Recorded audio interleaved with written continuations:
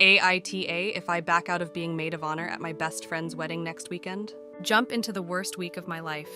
I was with my ex-fiancé for 6 years. Loved him with every fiber of my being. Wedding planned for August. Refused a job offer so could move with him for his next Air Force assignment. Monday, a call girl from a website called Massage Republic texts him in the middle of the night saying she's reaching out to old clients because she's back in the game. His phone was at my house while he was flying. I text back she must have wrong number. She says she doesn't. In a moment of brains, I pretend to be him instead of the jealous girlfriend, and call girl gives me all the details. I'm such a fool. This had been happening under my nose for years.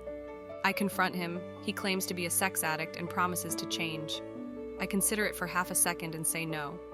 Cue uncontrollable crying, self-doubt, a battery of STD tests, awkward encounters with him, fight over the ring, his mom, who I loved, calling me nonstop and begging me to reconsider, and on and on. And on top of all this, my best friend is marrying his best friend May 11th. Groom doesn't want to rock the boat at this late date and selecting a new best man. Bride says she has way too much in her plate and is begging me to just go through with it, and she'll make it up to me. I've never hated a human being as much as I hate him. I can't be in the same room with him, let alone walk arm in arm with him. I understand the whole wedding doesn't need to fall apart because I'm upset. So I just want to not go and spend the day downing the leftover Percocets from my wisdom teeth operation, effing as many Tinder dudes who can stand to be around me after not showering and burning all his ST. Would I be the asshole if I back out of the wedding? Edit. Wow, I checked out for a few hours to try and sleep, and this exploded. I'm so sorry I haven't been reading. I'll try and catch up. Edit 2. Okay guys, I don't know what the verdict is, but whether or not you voted YTA or NTA and said I should go anyways to support my friend. We were friends before we were born. Our moms were college roommates. Your argument were the most convincing. I'm going to suck it up, participate, have fun, make my lock screen image the text from Panama where she said, "Remember, you like tonguing my butthole?" So when I get sad, I have an instant reminder of who he really is. And then when it's all over, I'm going to scream myself hoarse and beat the ever-living F out of my pillows. If I can update a week from now, I will. I still have a lot of reading to do, so thank you all for commenting. Edit 3. That won't be seen.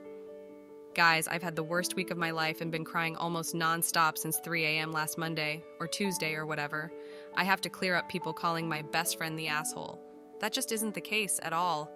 I love her as much as I love any person on the planet, and she has my back. But this wedding is now a week away. It's not a simple thing of kicked me out or asking ex-fiancé not to come. Everyone is furious with him, but only she, me, and he know the details of call girls. My ex's parents, grandparents, and everyone else are going to be at the wedding. He's as close with the groom as I am with her. If they make big changes now, then the day becomes about what he did, not about the wedding. It's not my place to demand the groom change his best man, a week out no less. Plus, like I said, he knows my ex cheated. He doesn't know my ex was sleeping with prostitutes. If I bring that up, then this whole week becomes about that. My best friend and her groom being a-holes isn't even an option on the table. They didn't do anything wrong and just reacting with the best information they have. My friend has offered me the chance to allow me and ex-fiancé to walk in with other people or even separately, but I'm not going to do that. First of all, because I think it will look weird. And secondly, I foresee getting a sick sense of satisfaction of touching him one last time, forever, and have him know that that spark he feels could have been forever come August, but he fucked it up. Update. I've logged into this throwaway a couple of times over the past week, and honest to God, have 50 DMs and comments asking me to update, so here goes. And some of you may also know that my story got featured on major news websites and blogs. It was crazy. I left way too much identifiable info in my post, so pretty much all my social circle knew it was me, and it was also the way most everyone figured out X had been cheating. We had a meeting among the four of us as to whether or not we proceed. We pretty much agreed that not showing up would cause more drama and whispers than if we didn't show up, so we agreed to be civil and stay in our respective places. But having to spend that hour or so in same room with him just fueled me up with adrenaline and pure rage. But that led into bachelorette party that night where I got freaking hammered and honest to God made out with so many guys while dancing I can't even count. I also ended up having my first one-night stand ever with a 20-year-old super cute guy from our university's wrestling team who was so sweet. I'm not proud of doing that, but I'm also not ashamed either, because it made me feel desirable and almost like I was going into the wedding day and rehearsal with some parody since, I can be naughty too. X and I were, of course, paired up at rehearsal, and I hate to admit this. We had an absolute blast with each other.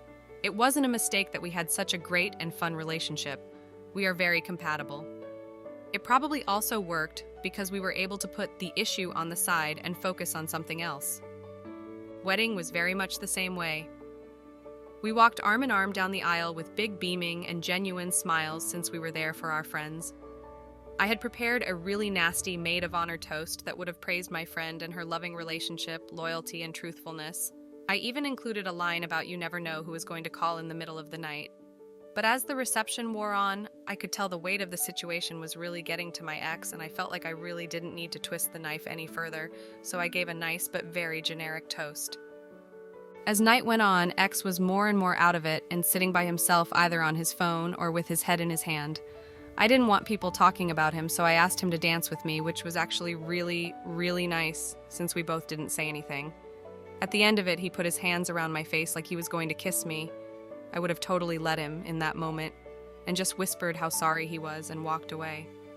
I got distracted and turned around. He had apparently left the reception. I hate myself for it, but I was so sad to see him go.